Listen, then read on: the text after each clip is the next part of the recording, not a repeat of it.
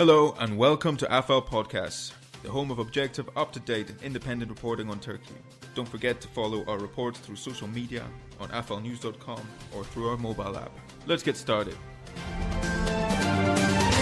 Hello and welcome to Hot Pursuit, part of the Ahval News Online podcast series. Today we will speak about military expenditure globally and especially regarding Turkey.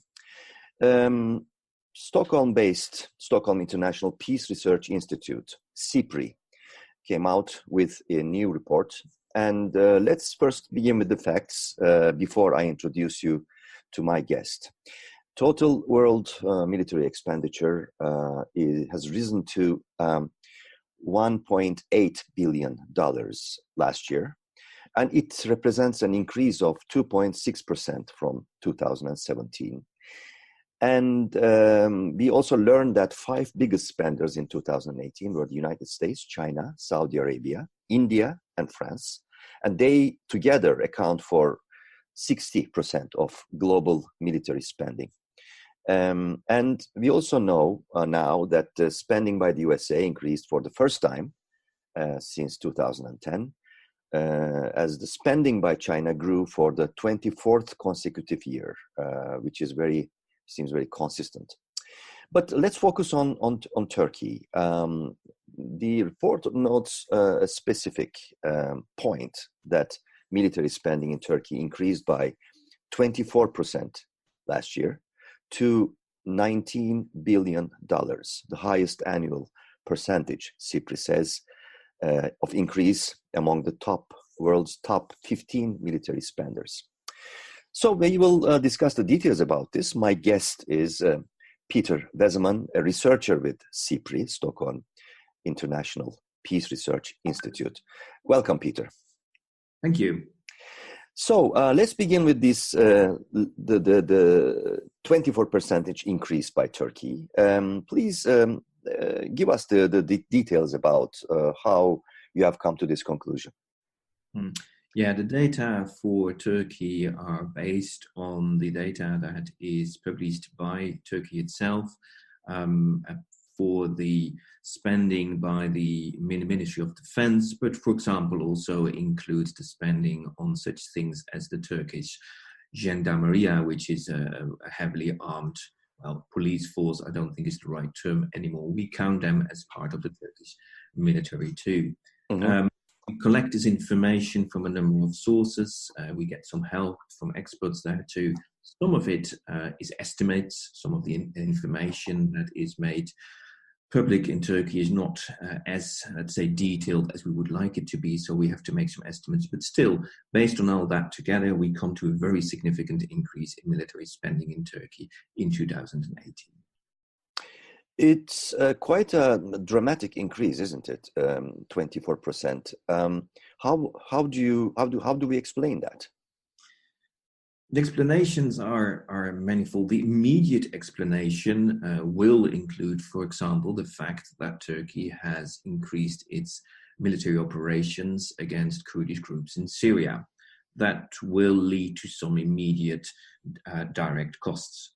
But I think what is maybe more important is that such operations in Syria have given the military the material to argue for further spending, for improving the armed forces. The operations in Syria show, they would argue, the need for having well-equipped, well-trained, well-armed military forces. So it gives them material to argue for buying more equipment. And I think that is one of the clear things which we have seen in 2018 is a very significant increase in the funding that is available for acquiring new weapons and other military equipment. I see. Do we have any figures about the military operations in quite a large magnitude started in the summer of 2015 when the peace process has collapsed, and ever since then the military operations have almost become routine in the past 2-3 years. Do we have any figures of how much these operations cost and how much percent, perhaps, of the spending these operations make in the breakdown? We at SIPRI, we don't have that information. I doubt if it is publicly available. It might be. I haven't seen it myself. We haven't really found that particular information. We only know that the total figures have increased. And again, we know that particularly arms procurement has increased as a spending post. We're not really aware of how much the operations cost. Of course, it's important to mention that, yes, these operations have increased, but there were, of course, operations against Kurdish armed groups before, and I'm not sure how big they were then and how much there has been an increase since 2015. Okay, can you also walk us through sort of a comparison?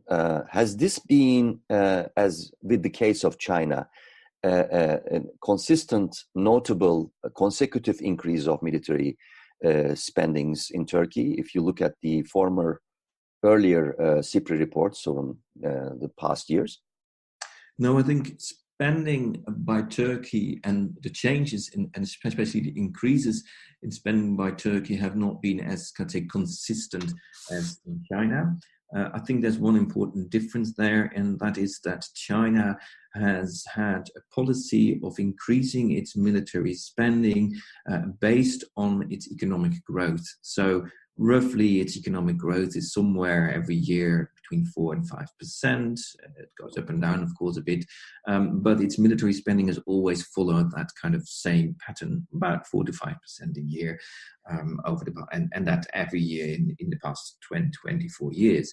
In Turkey, it's more volatile. There are more changes from year to year. And I think they're also, again, more influenced by this kind of for Turkey, where the large-scale operations, in particular, again, in Syria. So I think there's a different pattern there. It is, however, of course, true that also the Turkish economy grows, and that will also have an effect on Turkish military spending. Also, Turkey will do what other states do, is to link military spending to what it actually can afford. Okay, if you put it in the context of the region, and we know that you are an expert on the side with Turkey, but also in the Middle East. If you put it in a larger context, in the regional context, how do you see the Turkish role in terms of military spending and military enhancement, if you will? What would your answer be?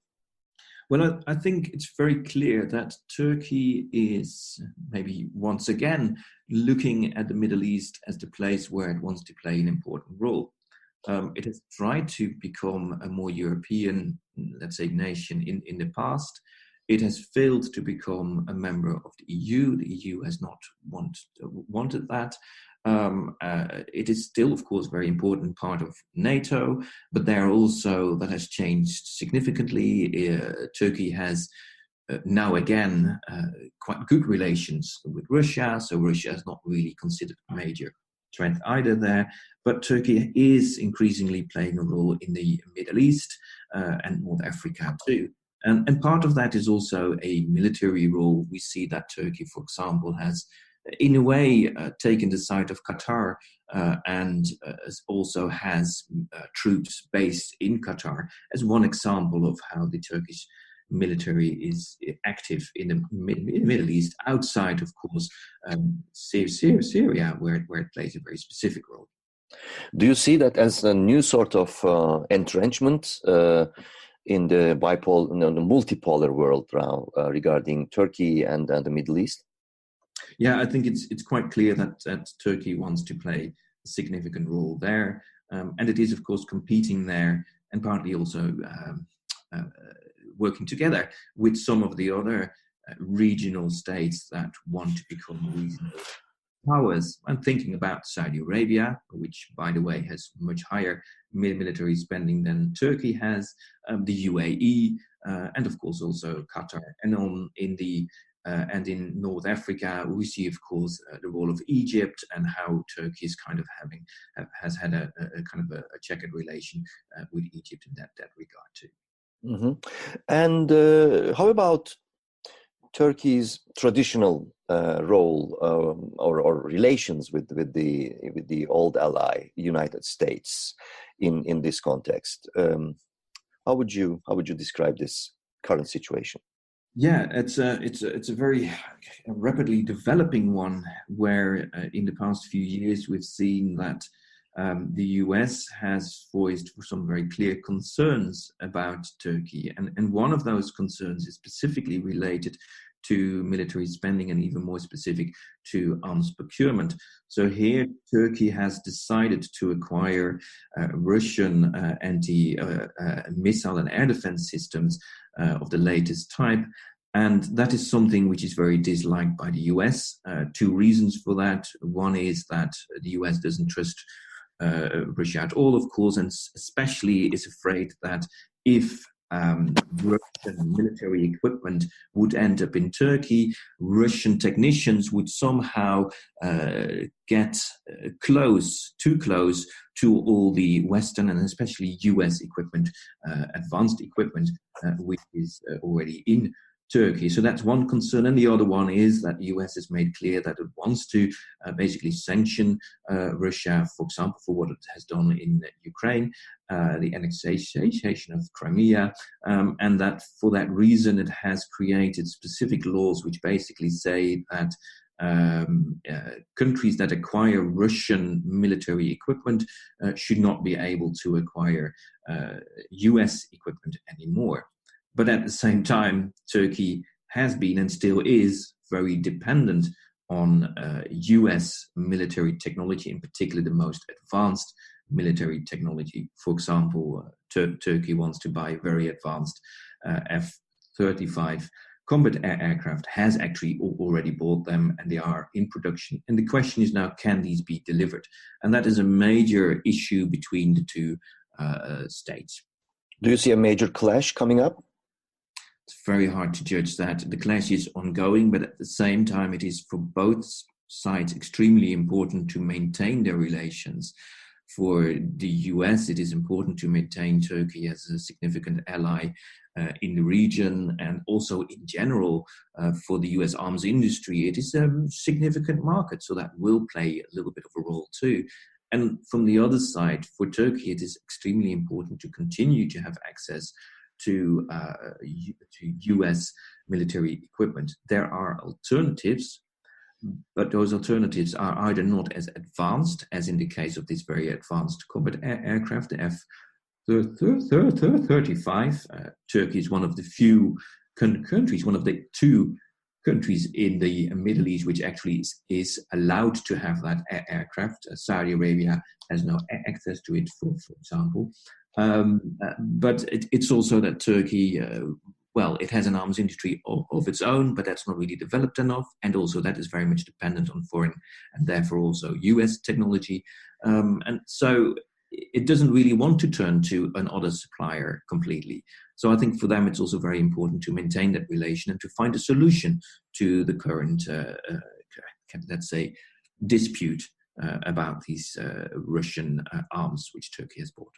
Many international observers see the relations between Turkey and NATO and Turkey and the United States as crumbling, and also the recent choreography of diplomacy between Putin and Erdogan as seen as a sort of confirmation of their observations that Turkey's moves are pivotal and it will mark a major shift of Turkey.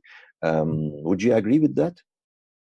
I find it very hard to judge that, but from my relatively narrow lens of looking at military spending and arms procurement, arms imports, as I said, I think there are still reasons to assume that the two parties may very well seek a solution to these disputes, because I don't think it's really in the interest of either of them from a military perspective to completely change side. Okay, and finally, I think we should perhaps give an overlook of whether or not this dramatic increase of Turkish military expenditure is a pattern for the future. How How would you assess the future developments this year, next year? Is there any way to assess that? I think it's extremely hard to assess. Just take the increase last year. I think in the beginning of last year, or the end of 2017, I don't think I would have predicted such a significant increase in Turkey. So these things develop very fast, and especially considering the tense relations right now between the US and Turkey. Also, that may be one factor that would weigh into how Turkey is going to develop its military defense posture and how it will spend on that. So I think there are way too many question marks to be able to say anything there. Of course, again, it also depends on the development of the Turkish economy. Even if Turkey would want to increase its military spending, there are very clear economic boundaries to that. And regard also in this context, of course, there's continuous talk, statements from President Erdogan and the administration about the national defense industry, more investments and more prospects of national military structure or restructure, let's say. How does it look from the SIPRI's point of view? What would you say about that? Well, it's very clear that Turkey is investing heavily in its arms industry. It is showing off many new products. Unclear how those products compare to what competitors elsewhere produce. But still, it's very clear that this is very important for Turkey, for the Turkish armed forces, and that Turkey also wants to become a major player in this field. It has very, very high ambitions in that regard. I think these ambitions are way over ambitious. I think they want too much, but still, I think we will see a growth in the Turkish military industry in the future. We also are very likely to see, for example, a growth of arms exports by Turkey, especially also in certain countries in the Middle East and North Africa. So I think there is a significant change there. However, it is important to also stress that reasonably we have to assume that Turkey will remain dependent on external suppliers, whether that is the US, regardless of how that will develop there, but also, for example, Western European arms industries play an important role in providing Turkey with the technology to develop its own arms industry. And of course, it will also be able to look elsewhere in Russia or China, as it has already done in the past. So this vision or statements coming, or projects or vision about national defense industry, you said it's over. Is it overreaching? Is it not realistic? If not, why not? I think there are major questions there. There's some of the statements really, for example, say we're going to export billions in arms exports, which I think is a very unlikely high figure, but in other ways also the kind of the ideas of developing an own combat aircraft, for example. Yes, Turkey might be able to do so, but it will come at a great cost. It is expensive for a single country to produce advanced competitive weapons. Many states actually choose to do the opposite. They don't. There are many states which in the past produced their own arms, especially advanced arms, do that now very closely together with others. And so the question is to which extent Turkey really wants to be independent, or to which it wants to increase its role in producing arms, not necessarily completely by themselves, but together with others. Today at Hot Pursuit, we talked about the defense spendings, especially of Turkey and its role in the region, military in the military context.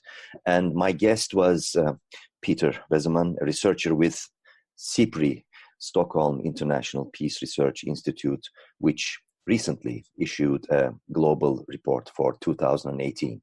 Thank you, Pieter, for this conversation. Thank you for having me.